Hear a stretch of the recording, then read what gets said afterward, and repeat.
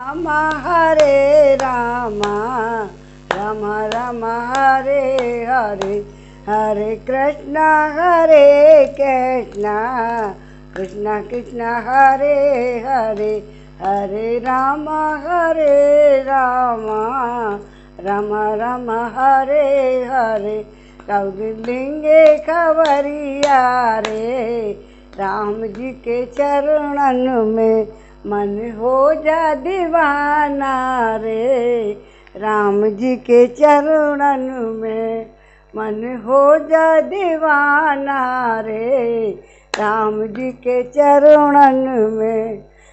आज हम 11वां सर्ग पढ़ेंगे। कल 10वां पढ़ चुके हैं। में है कैकई का राजा को प्रतिज्ञाबद्ध करके उन्हें पहले के दिए हुए 2 वरों का स्मरण दिलाकर भरत के लिए अभिषेक और राम के लिए 14 वर्षों का वनवास मांगना। भूपाल दशरथ कामदेव के बाणों से पीड़ित तथा काम वेग के वशीभूत हो उसी का अनुसरण कर रहे थे। उनसे कैकई ने यह कठोर वचन कहा, देव, न तो किसी ने मेरा अपकार किया है और न किसी के द्वारा मैं अपमानित हूँ या निंदित हुई हूँ। मेरा कोई एक अभिप्राय मनोरथ है और मैं आपके द्वारा उसकी पूर्ति चाहती हूँ। यदि आप उसे पूर्ण करना चाहते हो तो प्रतिज्ञा कीजिए, इसके बाद मैं अपना वास्तविक अभिप्राय आपसे कहूँगी। महाराज दशरथ काम के अधीन हो रहे थे। वे कैकई को बात सुनकर किंचित मुस्कुराए और पृथ्वी पर पड़ी हुई देवी की केशों को हाथ से पकड़कर उसके सिर को अपने गोद में रखकर उसे इस प्रकार बोले, अपने सौभाग्य पर गर्व करने वाली कैकई, क्या तुम्हें मालूम नहीं कि कल नरश्रेष्ठ श्री राम के अतिरिक्त दूसरा कोई ऐसा मनुष्य नहीं है जो मुझे तुमसे अधिक प्रिय हो।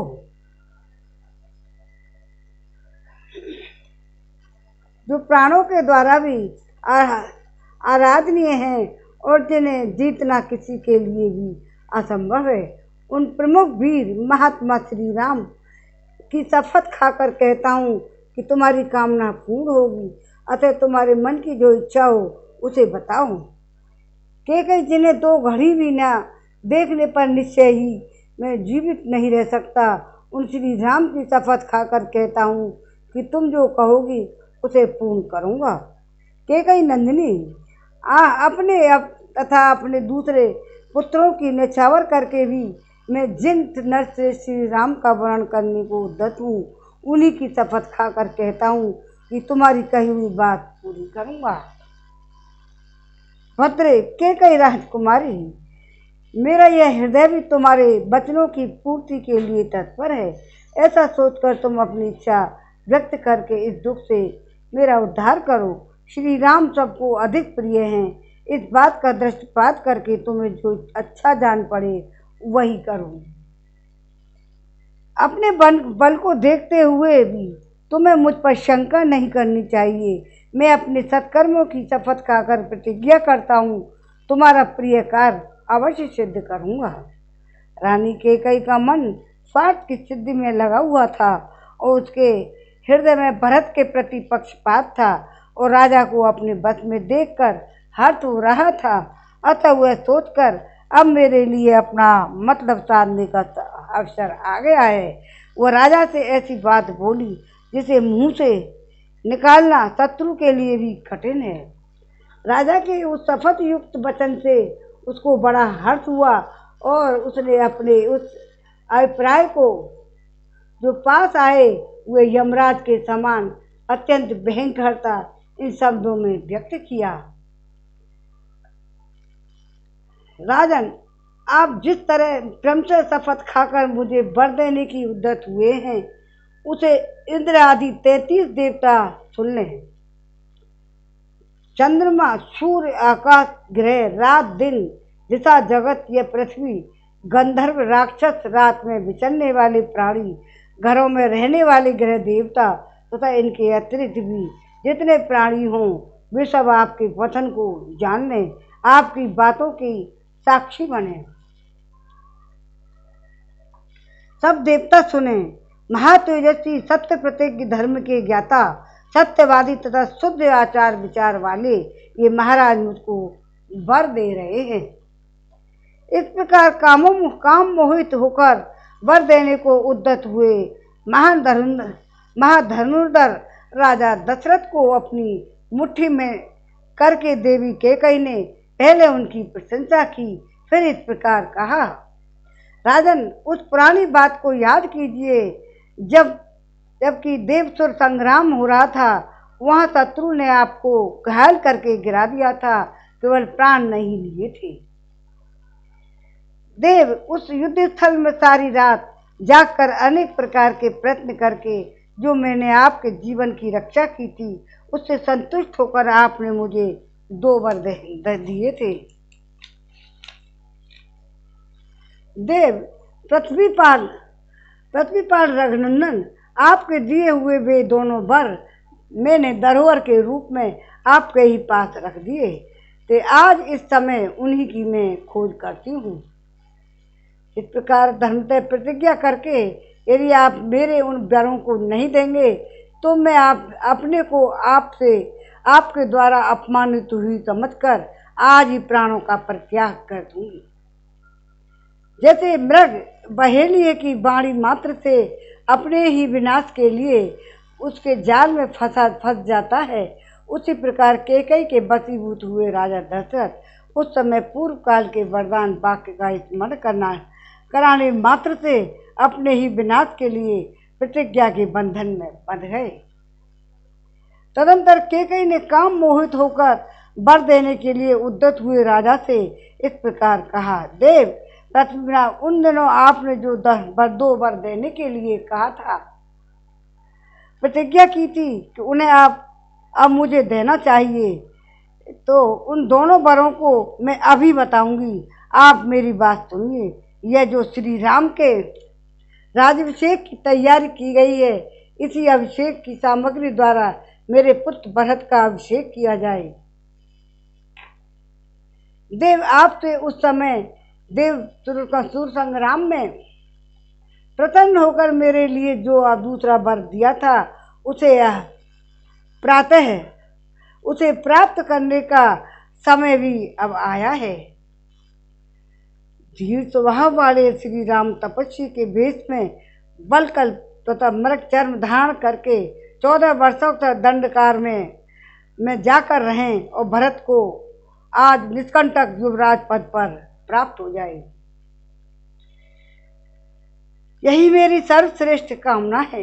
मैं आपसे पहले का दिया हुआ वर ही मांगती हूँ। आप ऐसी व्यवस्था करें जिससे मैं आज ही श्री राम को वन की ओर जाते देखूं। आप राजाओं के राजा हैं, अतः सत्य प्रतिज्ञ बनिए और आप सत्य के द्वारा अपने कुलशील तथा जन्म की रक्षा कीजिए। तपस्वी पुरुष कहते हैं कि सत्य बोलना सबसे श्रेष्ठ धर्म है। वह परलोक में निवास होने पर मनुष्यों के लिए परम कल्याणकारी होता है। 11वें सर्ग पूरा हुआ। अब 12वां सर्ग पढ़ेंगे। श्रीमन नारायण नारायण नारायण, भजमन नारायण नारायण नारायण, गोविंद मेरो है गोपाल मेरो है, श्री बांके बिहारी नंदलाल मेरो है, बांके बिहारी जय हो तुम्हारी, जय हो तुम्हारी लाला, जय हो तुम्हारी। हरे रामा रामा रामा हरे हरे, हरे कृष्णा कृष्णा कृष्णा हरे हरे, हरे रामा रामा रामा हरे हरे। काउदिन लिंगे खबरिया रे, राम जी के चरणन में मन हो जा दीवाना रे, राम जी के चरणन में। अब 12वां सर्ग। अब इसमें है महाराज दशरथ की चिंता, विलाप, कैकेयी को फटकारना, समझाना और उसे वैसा वर न मांगने के लिए अनुरोध करना। कैकई का यह कठोर वचन सुनकर महाराज दशरथ को बड़ी ही चिंता हुई। वे एक मुहूर्त तक अत्यंत ही संताप करते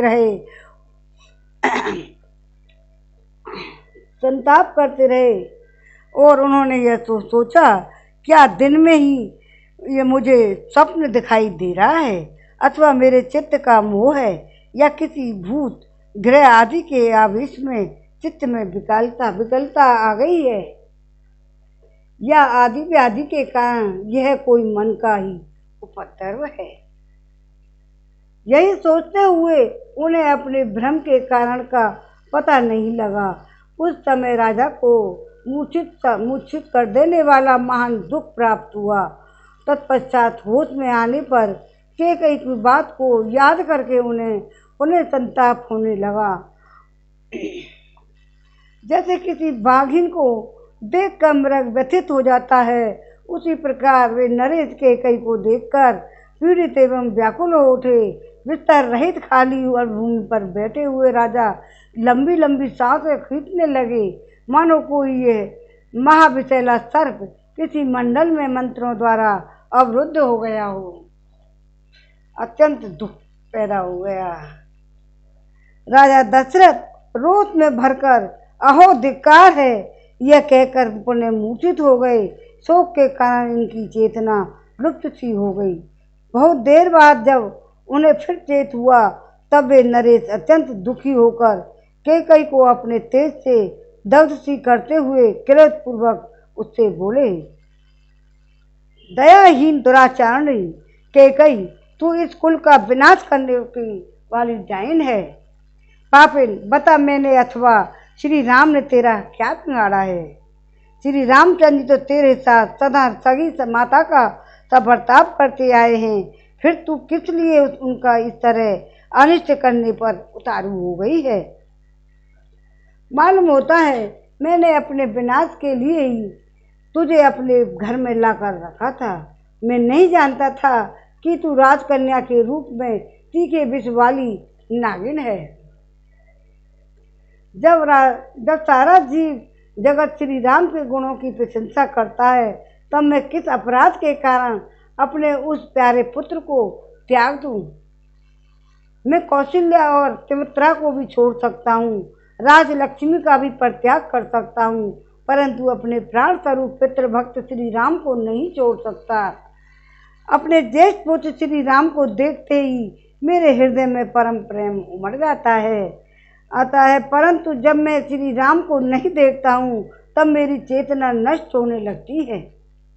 संभव है सूर्य के बिना यह संसार टिक सके अथवा पानी के बिना खेती उपज सके, परंतु श्री राम के बिना मेरे शरीर में प्राण नहीं रह सकते।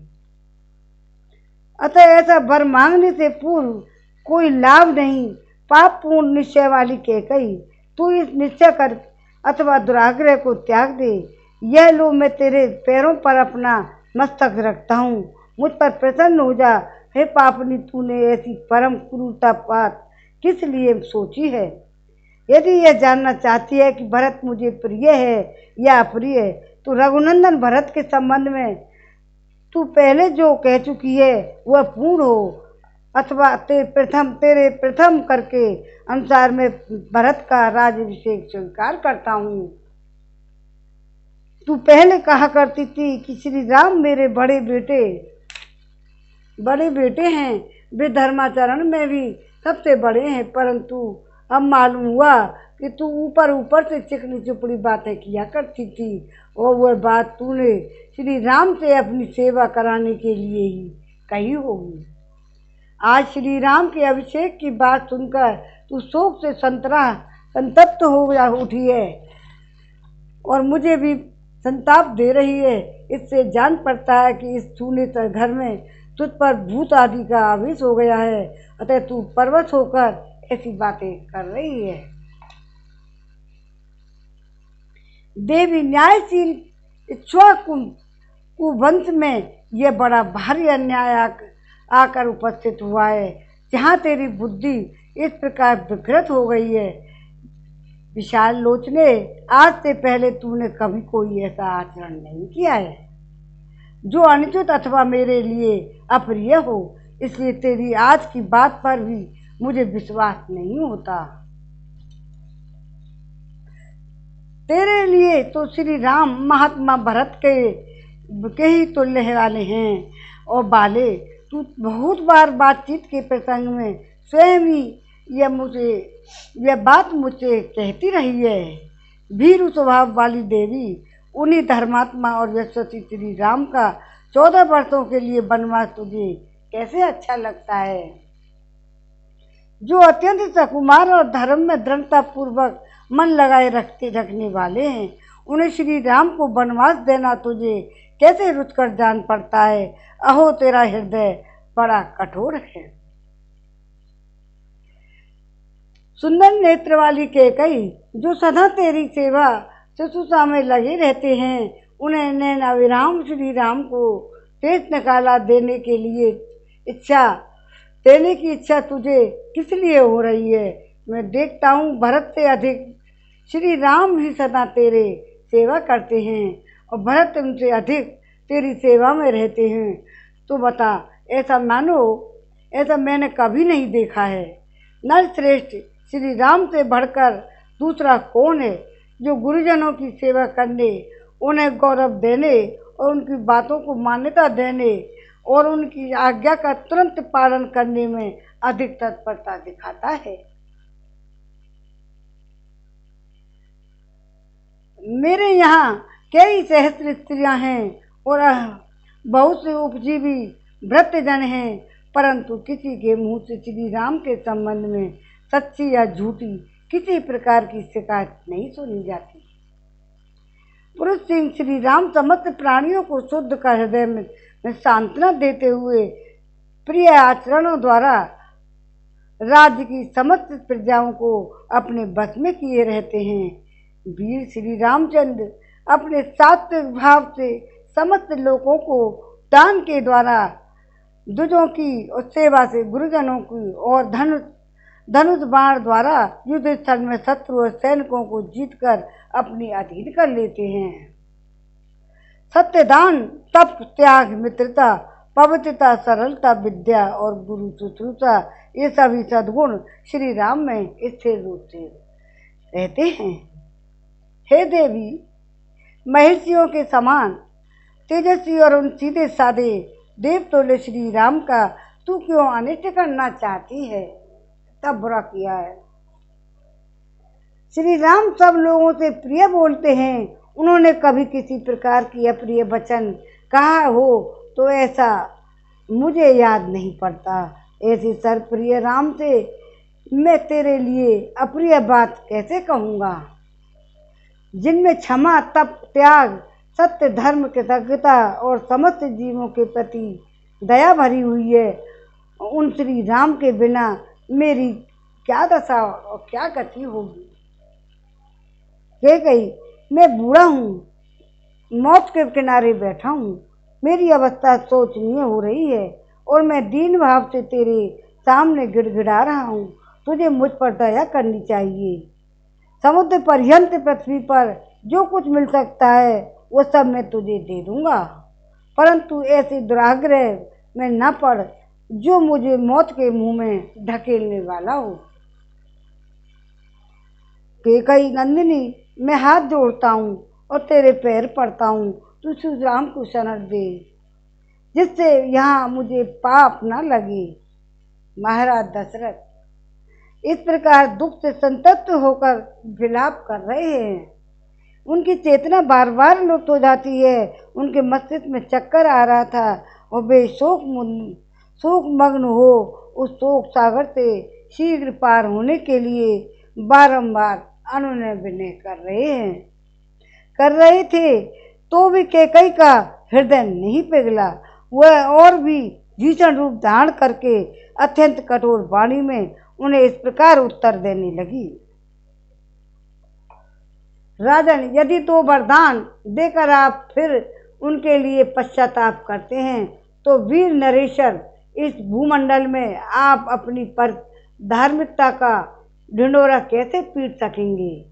धर्म के ज्ञाता महाराज, जब बहुत से राजऋषि एकत्र होकर आपके साथ मुझे दिए हुए वरदान के विषय में बातचीत करेंगे, उस समय वहां आप उन्हें क्या उत्तर देंगे?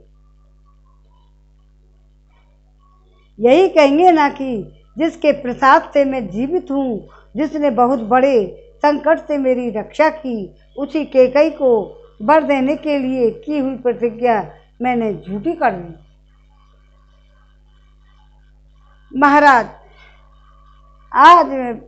आज ही वरदान देकर यदि आप फिर उसे विपरीत बात कहेंगे तो अपने कुल के राजाओं के माथे पर कलंक का टीका लगाएंगे। राजा सैया ने राजसैब ने बाज और कबूतर के झगड़े में प्राण बचाने की प्रतिज्ञा को पूर्ण करने के लिए बाज नामक पक्षी को अपने शरीर का मांस काटकर दे दिया था। इसी तरह राजा अलर्क ने एक अंधे ब्राह्मण को अपने दोनों नेत्रों का दान करके परम उत्तम गति प्राप्त की थी। समुद्र ने देवताओं की समक्ष अपनी नियत सीमा को न लागने की प्रतिज्ञा की थी, सो अब तक वो उसका उल्लंघन नहीं करता है। आप भी पूर्ववर्ती महापुरुषों की बर्ताव को सदा ध्यान में रखकर अपनी प्रतिज्ञा झूठी ना करें। परंतु आप मेरी बातें क्यों सुनोगे? दुर्बुद्धि नरे, आप तो धर्म को तिलांजलि देकर श्री राम को राज्य पर अभिषिक्त करके रानी कौशल्या के साथ सदा मौज उड़ाना चाहते हैं। अब धर्म हो या अधर्म, झूठ हो या सच, जिस बात के लिए मैंने अपने मुझसे प्रतिज्ञा कर ली है उसमें कोई परिवर्तन नहीं हो सकता। यदि श्री राम का राज्याभिषेक होगा तो मैं आपके सामने आपके देखते देखते आज ही बहुत सा विष पीकर मर जाऊंगी। यदि मैं एक दिन भी राम माता कौशल्या को राजमाता होने के नाते दूसरे लोगों से अपने को हाथ तोड़वाती देख लूँगी तो उस समय मैं अपने लिए मर जाना ही अच्छा समझूंगी। कैकेयी ने बहुत परेशान किया था राजा दशरथ को। कितने कड़वे शब्द बोल रही है। नरेश्वर, हे नरेश्वर, मैं आपके सामने अपनी और भरत की शपथ खाकर कहती हूँ कि श्री राम इस देश से निकाल देने के सिवा दूसरे किसी वर से मुझे संतोष नहीं होगा। इतना कहकर कैकेयी चुप हो गई और राजा बहुत रोए गिड़गिड़ाए, किंतु उसने उनकी किसी बात का भी जवाब नहीं दिया।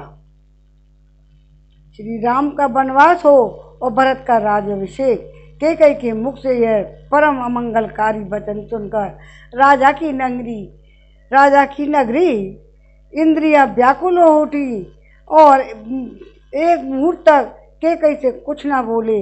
उस अप्रिय वचन बोलने वाली प्यारी रानी की ओर केवल एकटक दृष्टि से देखते रहे।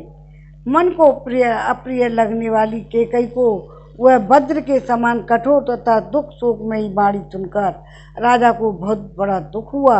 उनकी सुख शांति छिन गई। देवी कैकेयी के उस घोर निश्चय और किए हुए शपथ की ओर ध्यान जाते ही वे हा राम कहकर लंबी सांस खींचते हुए कटे वृक्ष की भांति गिर पड़े। उनकी चेतना लुप्त सी हो गई और वे उन्मादग्रस्त से प्रतीत होने लगे। उनकी प्रकृति विपरीत सी हो गई। वे रोगी से जान पड़ते थे। इस प्रकार भूपाल दशरथ मंत्र से जिसका तेज हल लिया गया हो उस सर्प के समान निश्चेष्ट हो गए।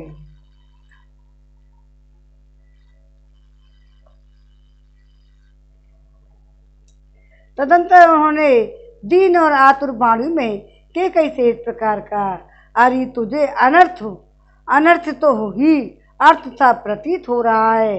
किसी ने तुझे इसका उपदेश दिया है। जान पड़ता है तेरा चित्त किसी भूत के आवेश से दूषित हो गया है। पिशाचग्रस्त नारी की भांति मेरे सामने ऐसी बातें कहती हुई तू लज्जित क्यों नहीं होती? मुझे पहले इस बात का पता नहीं था कि तेरा यह कुलांकिनी कुलंकनी नोचित कुलांगनी नोचित तो शील इस तरह नष्ट हो गया है। बाल्यावस्था में जो तेरा शील था उसे इस समय मैं विपरीतता देख रहा हूँ। तुझे किस बात का भय हो गया है जो इस तरह का वर मांगती है। भरत राज सिंहासन पर बैठें और श्री राम वन में रहें, यही तू मांग रही है। यह बड़ा असत्य और ओछा विचार है। तू अब भी इसे व्रत हो जा। क्रूर स्वभाव और पापपूर्ण विचार वाली नीच दुराचरी यदि अपने पति का, सारे जगत का और भरत का भी प्रिय करना चाहती है तो इस दूषित संकल्प को त्याग दे। तू मुझ में या श्री राम में कौन सा दुखदायक या अप्रिय बर्ताव देख रही है। ऐसा नीच कर्म करने पर उतारू हो गई है। श्री राम के बिना भरत किसी तरह भी राज लेना स्वीकार नहीं करेंगे, क्योंकि मेरी समझ में धर्म पालन की दृष्टि से भरत श्री राम जी से भी बढ़े चढ़े हैं। श्री राम जी से यह कह देने पर कि तुम वन को जाओ, और जब उनके मुख की कांति राहुग्रस्त चंद्रमा की भांति फीकी पड़ जाएगी, उस समय मैं कैसे उनके उस उदास मुख को और देख सकूंगा। मैंने श्री राम के अभिषेक का निश्चय सुहृदय के साथ विचार करके किया है। मेरी यह बुद्धि शुभ कर्म में प्रवृत्त हुई है। अब मैं इसे शत्रुओं द्वारा पराजित हुई सेना की भांति फलती हुई कैसे देखूंगा।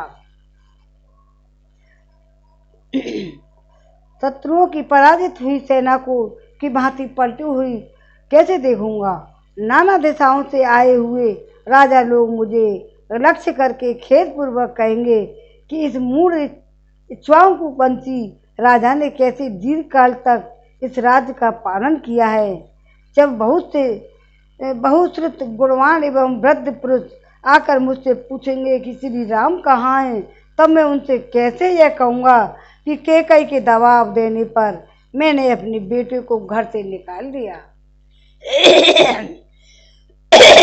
यदि कहूँ कि श्री राम को वनवास देकर मैंने सत्य का पालन किया है, तो इसके पहले जो उन्हें राज देने की बात कह चुका वह असत्य हो जाएगी। यदि राम को वन चले जाने की तो कौशल्या मुझसे क्या कहेगी कि उसका ऐसा महान अपकार करके मैं उसे क्या उत्तर दूंगा।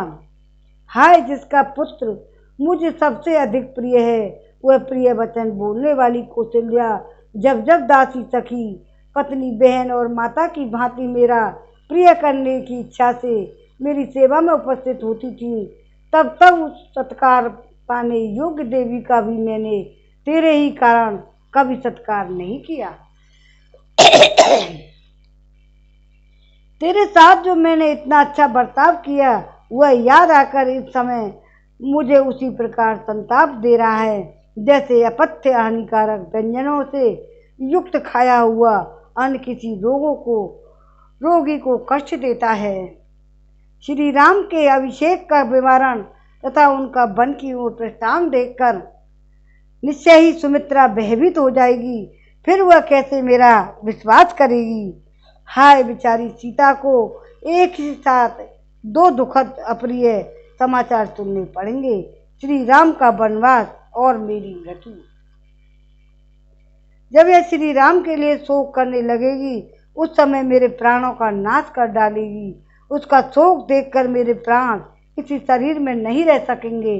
उसकी दशा हिमालय के पार्श्व भाग में अपने स्वामी किन्नर से भी बिछड़ी हुई किन्नरी के समान हो जाएगी। मैं श्री राम को विशाल वन में निवास करते और मिथिलेश कुमारी सीता को रोती देख अधिक काल तक जीवित रहना नहीं चाहता। ऐसी दिशा में तू निश्चय ही विधवा होकर बेटे के साथ अयोध्या का राज्य करना। ओ, मैं तुझे अत्यंत ही सती और साध्वी समझता था।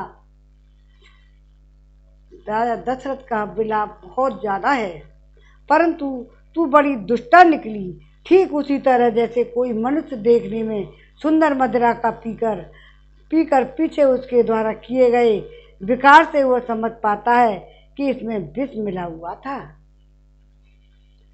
अब तक तू सांत्वनापूर्ण मीठे वचन बोलकर मुझे आश्वासन देती हुई बातें किया करती थी। वे तेरी कही हुई सारी बातें झूठी थी।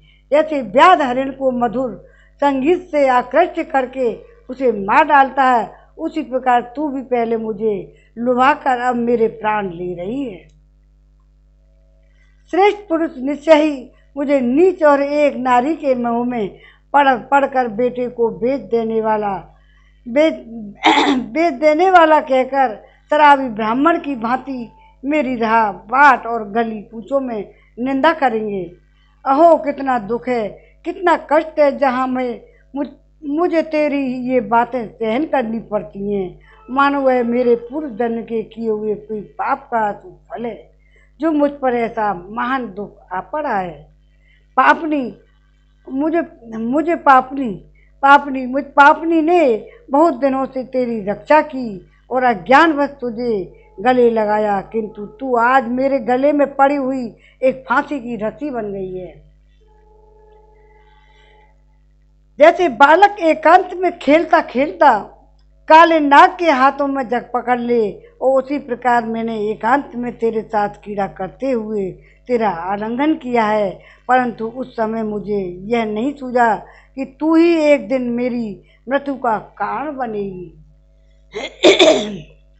हाय मुझ दुरात्मा के जीते जी तो अपने महात्मा पुत्र को पितृहीन बना दिया।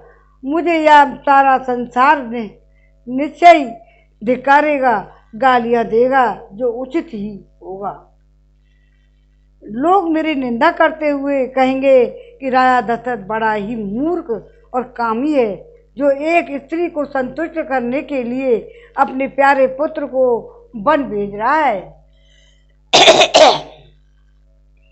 हाय अब तक जो श्री राम वेदों का अध्ययन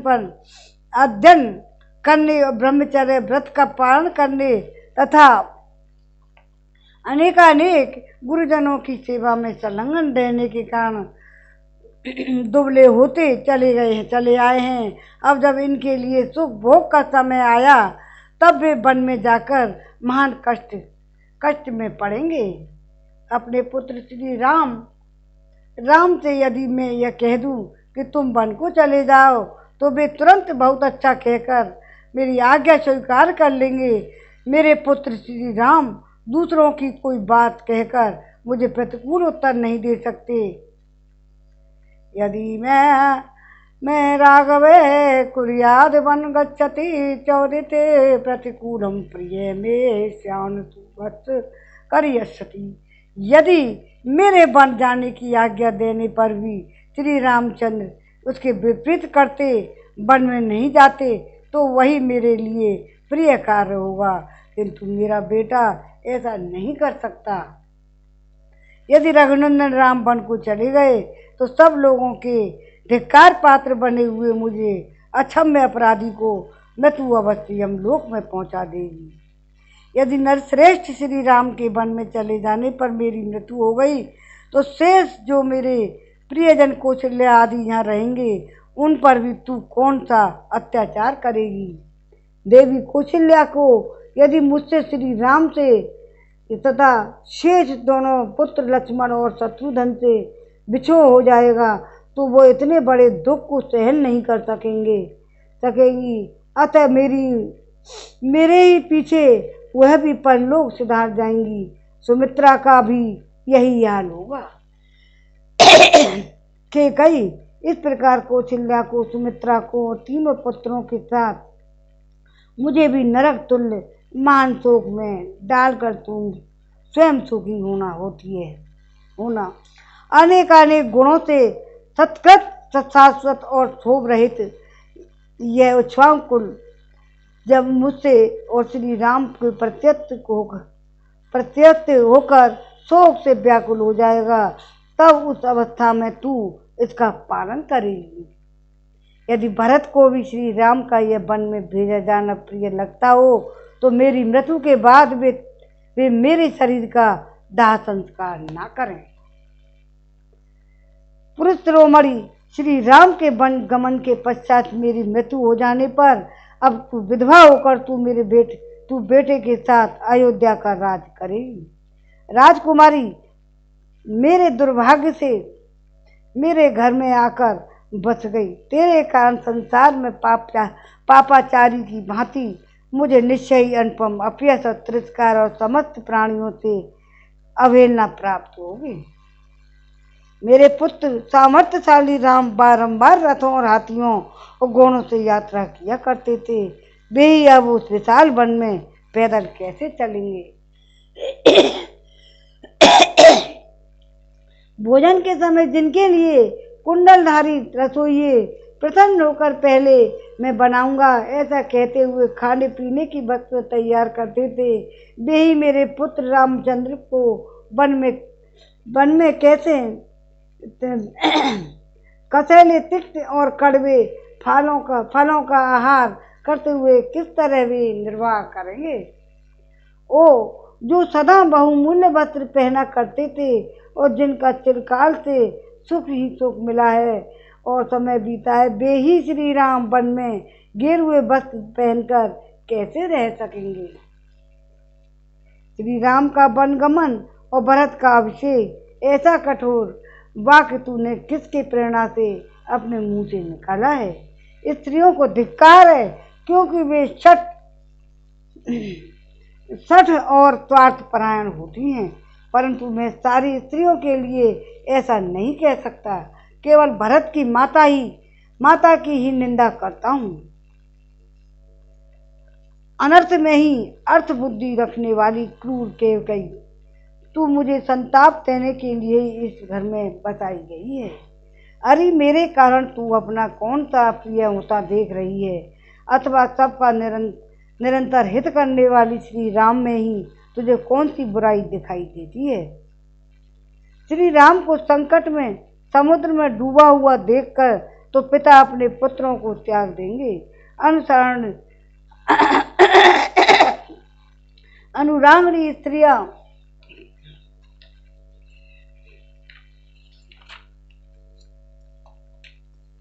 भी अपने पतियों को त्याग देंगी।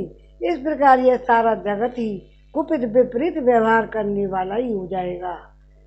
देव कुमार के समान कमनीय रूप वाले अपने पुत्र श्री राम को जब मैं वस्त्र और आभूषणों से विभूषित होकर सामने आते देखता हूँ तो नेत्रों से उनकी शोभा निहाल हो जाता हूँ। उन्हें देखकर ऐसा जान पड़ता है मानो फिर मैं जवान हो गया हूँ। कदाचित सूर्य के बिना भी संसार का काम चल सकता है। वज्रधारी इंद्र के वर्षा न करने पर भी प्राणियों का जीवन सुरक्षित रह जाए, परंतु राम के यहाँ से जाने के बाद वन की ओर जाते देखकर कोई भी जीवित नहीं रह सकता, मेरी ऐसी धारणा है। अरे तू मेरा विनाश चाहने वाली, अहित करने वाली और शत्रु रूप है। जैसे कोई अपनी ही मृत्यु को घर में स्थान दे दे, उसी प्रकार मैंने तुझे अपने घर में बसा लिया। खेद की बात यह है कि मैंने मोहवश तुझे महाविशैली नागिन को चिरकाल से अपने अंक में धारण कर रखा है, इसलिए आज मैं मारा गया। मया च रामेण सुलक्षण पौन प्रशास्तु हीनो भरत स्तुवास पुरम च राष्ट्रम च नियतम बांधनम भान ममयाता नाम च भवादि हर्षणी। मुझसे श्री राम लक्ष्मण से हीन होकर भरत समस्त बांधवों का विनाश करके तेरे साथ इस नगर और राष्ट्र का शासन करें, तू मेरे शत्रुओं का हर्ष बढ़ाने वाली हो। क्रूरतापूर्ण बर्ताव करने वाली कैकेयी, तू संकट में पड़े हुए पर प्रहार कर रही है। अरे जब तू दुराग्रह पूर्वक आज ऐसी कठोर बातें मुंह से निकालती है, उस समय तेरे दांतों के 1000 टुकड़े होकर मुंह से नीचे क्यों नहीं गिर जाते? श्री राम कभी किसी से कोई अहितकारक या अप्रिय वचन नहीं कहते हैं। वे कटु वचन बोलना जानते ही नहीं। उनका अपने गुणों के कारण सदा सर्वदा सम्मान होता है। उन्हीं मनोहर वचन को बोलने वाले श्री राम में तू दोष देख कैसे बता रही है? क्योंकि वनवास उसी को दिया जाता है जिसके बहुत से दोष सिद्ध हो चुके हों। अहो के कई राज के कुल की जीती जागती कलंकनी, तू चाहे ग्लानी में डूबा जा अथवा कलंक अथवा आग में जलकर खाक हो जा और विष खाकर प्राण दे दे अथवा पृथ्वी में हजारों दरारें बनाकर उसी में समा जा, परंतु मेरा अहित करने वाली तेरी ये अत्यंत कठोर बात मैं कदापि नहीं मानूंगा। तू छुरे के समान घात करने वाली है। बातें तो तू मीठी मीठी करती है, परंतु वे सदा सदा झूठी और सद्भावना से रहित होती हैं। तेरे हृदय का भाव अत्यंत दूषित है तथा तू अपने कुल का भी नाश करने वाली है। इतना ही नहीं, तू प्राणों सहित मेरे हृदय को भी जलाकर भस्म कर डालना चाहती है। इसलिए मेरे मन को नहीं भाती है। तू पापनी का जीवित रहना तो मैं नहीं सह सकता। हे देवी, अपने बेटे श्री राम के बिना मेरा जीवन नहीं रह सकता, फिर कहाँ से सुख हो सकता है? आत्मज पुरुषों को भी अपने पुत्रों से बिछो हो जाने पर कैसे चैन मिल सकता है? अतः तू मेरा अहित ना कर, मैं तेरे लिए पैर छूता हूँ, तू मुझ पर प्रसन्न हो जा। इस प्रकार महाराज विलाप कर रहे हैं राजा दशरथ। बहुत इस प्रकार महाराज दशरथ मर्यादा का उल्लंघन करने वाली उस हठीली स्त्री के बस में पड़कर अनाथ की भांति विलाप कर रहे थे। वे देवी कैकेयी के फैलाए हुए दोनों चरणों को छूना चाहते थे, परंतु उन्हें न पाकर बीच में ही मूर्छित होकर गिर पड़े। ठीक उसी तरह जैसे कोई रोगी किसी वस्तु छूना चाहता है, किंतु दुर्बलता के कारण वहाँ तक न पहुँचकर बीच में ही अचेत होकर गिर जाता है। 12वां अध्याय स्वर्ग पूरा हुआ। हरे रामा राम राम हरे हरे, हरे कृष्णा कृष्णा कृष्णा हरे हरे। लिंगे खबरिया रे, राम जी के चरण में मन हो जा दीवाना रे, राम जी के चरण में। 13वां सर्ग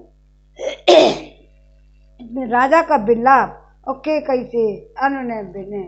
राजा बहुत देर से कर रहे हैं, कितना टाइम लगा है, फिर भी कैकेयी कुछ मानने वाली नहीं है, फिर भी अनुनय विनय कर रहे हैं।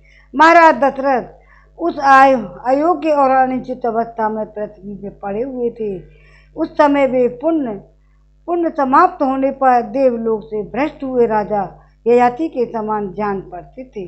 उनकी वैसी दशा देख अनर्थ की साक्षात मूर्ति कैकेयी, जिसका प्रयोजन अभी तक सिद्ध नहीं हुआ था, जो लोकापाद अपवाद का भय छोड़ चुकी थी और श्री राम से भरत के लिए भय देखती थी, पुनः उसी वर के लिए राजा को संबोधित करके फिर कहने लगी है। महाराज, आप तो डींग मारा करते थे कि मैं बड़ा सत्यवादी और दृढ़ प्रतिज्ञ हूँ, फिर आप मेरे इस वरदान को क्यों हजम कर जाना चाहते हो? कैकेयी के ऐसा कहने पर राजा दशरथ 2 घड़ी तक व्याकुल सी अवस्था में रहे। तत्पश्चात कुपित होकर इस प्रकार उत्तर देने लगे। हो नीच, तू मेरी शत्रु है। नरश्रेष्ठ श्री राम के वन में चले जाने पर जब मेरी मृत्यु हो जाएगी, उस समय तू सफल मनोरथ होकर सुख से रहना। हाय, स्वर्ग में भी जब देवता मुझसे श्री राम का कुशल समाचार पूछेंगे, उस समय मैं उन्हें क्या उत्तर दूंगा? यदि कहूँ उन्हें वन में भेज दिया, तो उसके बाद वे लोग जो मेरे प्रति धिक्कारपूर्ण बात कहेंगे, उसे कैसे सह सकूँगा? इसके लिए मुझे बड़ा खेद है। कैकेयी का प्रिय नर करने की इच्छा से उसके मांगे हुए वरदान के अनुसार मैंने श्री राम को वन भेज दिया है। यदि ऐसा कहूँ, इसे सत्य बताऊँ, तो मेरी वह पहली बात असत्य हो जाएगी।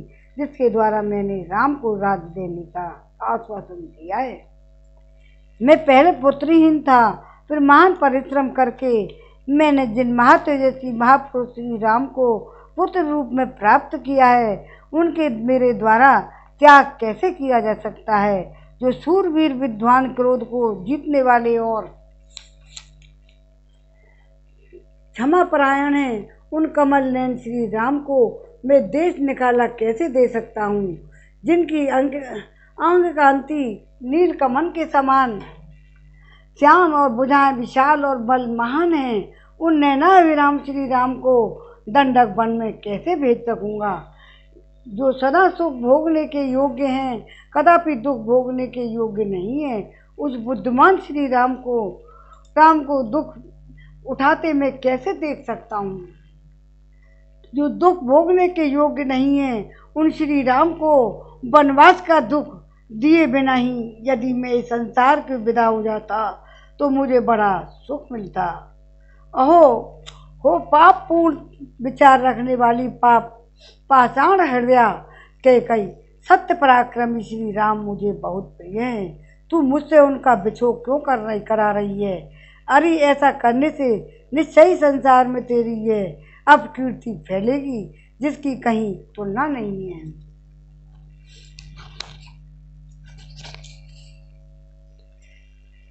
इसके पार बिल्लाख करते करते राजा दशरथ चित्त अत्यंत व्याकुल हो उठा। इतने में ही सूर्यदेव अस्ताचल को चले गए और प्रदोष काल आ पहुंचा।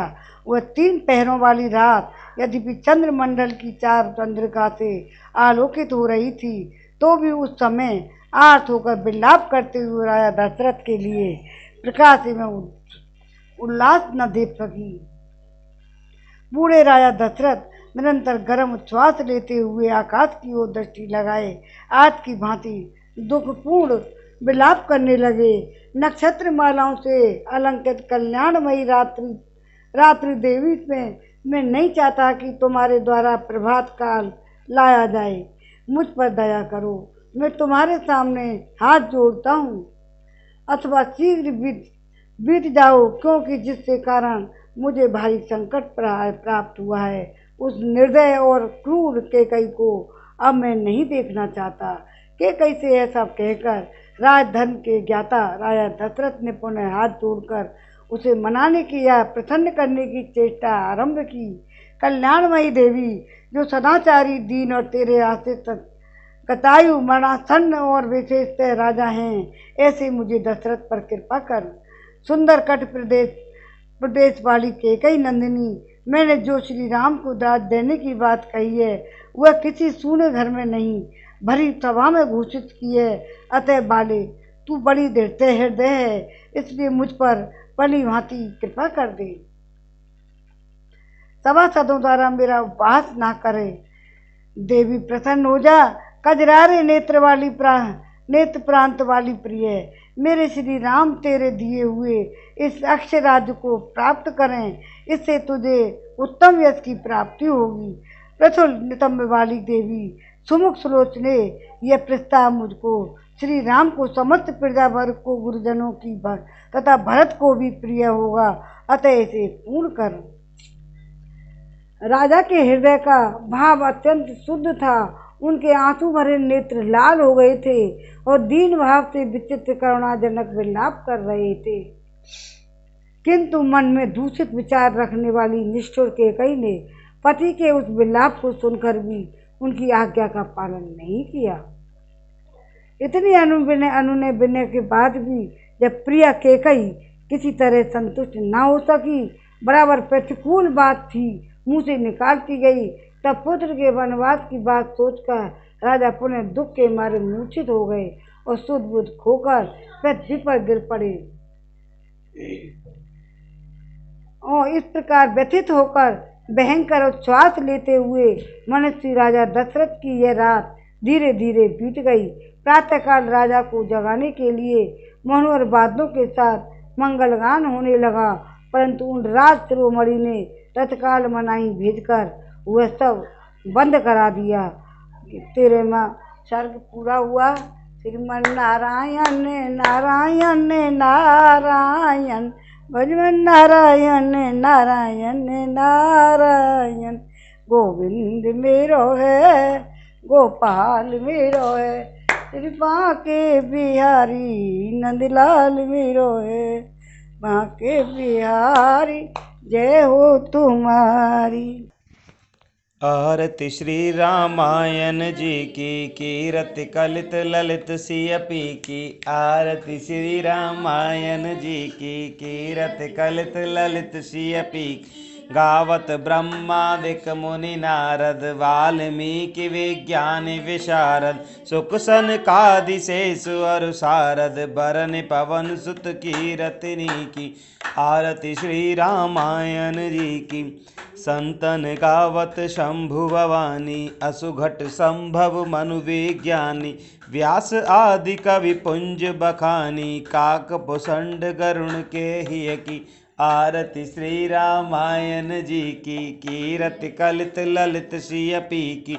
चारों वेद पुराण अष्टदश, छहों होड़ शास्त्र सब ग्रंथन को रस। तन मन धन संतन को सर्वस, सारा अंश समत सब ही की। आरती श्री रामायण जी की, कीरति कलित ललित की। कलिमल हरिन विषय रस फीकी, सुभग सिंगार मुक्ति जुवती की। हर निरोग भव भूरि अमी की, तात मात सब विधि तुलसी की। आरती श्री रामायण जी की, कीरति कलित ललित सियपी की। बोल सियापति रामचंद्र की जय।